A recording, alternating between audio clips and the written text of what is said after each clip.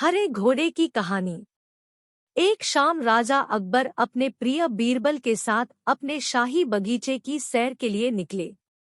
वह बगीचा बहुत ही शानदार था।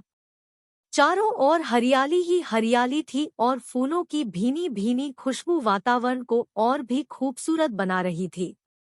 ऐसे में राजा को जाने क्या सूझा कि उन्होंने बीरबल से कहा, बीरबल, हमारा मन है कि इस हरे भरे बगीचे में हम हरे घोड़े में बैठकर घूमें।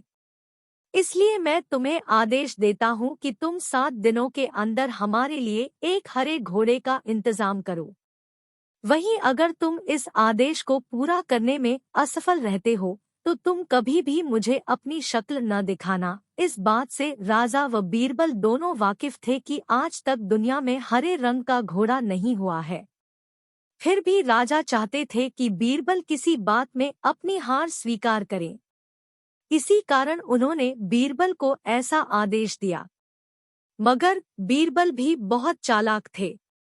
वो भली भांति जानते थे कि राजा उनसे क्या चाहते हैं। इसलिए वो भी घोड़ा ढूंढने का बहाना बनाकर 7 दिनों तक इधर-उधर घूमते रहे। 8वें दिन बीरबल दरबार में राजा के सामने पहुंचे और बोले, महाराज, आपकी आज्ञा के अनुसार मैंने आपके लिए हरे घोड़े का इंतजाम कर लिया है, मगर उसके मालिक की 2 शर्तें हैं। राजा ने उत्सुकता से दोनों शर्तों के बारे में पूछा। तब बीरबल ने जवाब दिया, पहली शर्त यह है कि उस हरे घोड़े को लाने के लिए आपको स्वयं जाना होगा। राजा इस शर्त के लिए तैयार हो गए। फिर उन्होंने दूसरी शर्त के बारे में पूछा। तब बीरबल ने कहा, घोड़े के मालिक की दूसरी शर्त यह है कि आपको घोड़ा लेने जाने के लिए सप्ताह के 7 दिन के अलावा कोई और दिन चुनना होगा। यह सुन राजा हैरानी से बीरबल की ओर देखने लगे।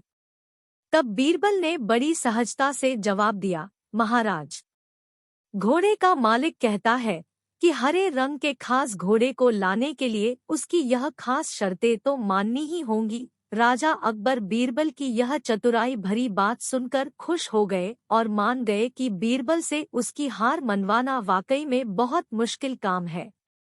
कहानी से सीख। यह कहानी हमें यह सिखाती है कि सही सूझबूझ और समझदारी के साथ नामुमकिन लगने वाले काम को भी आसानी से किया जा सकता है।